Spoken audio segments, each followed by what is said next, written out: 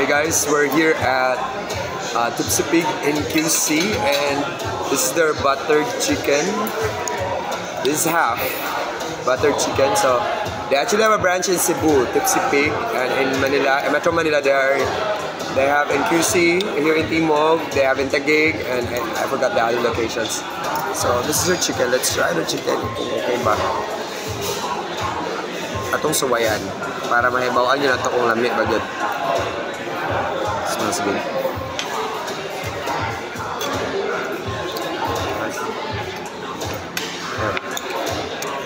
Galig. Gravy. With mashed potato.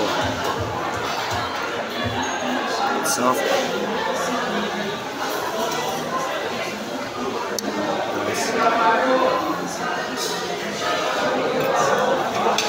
Okay.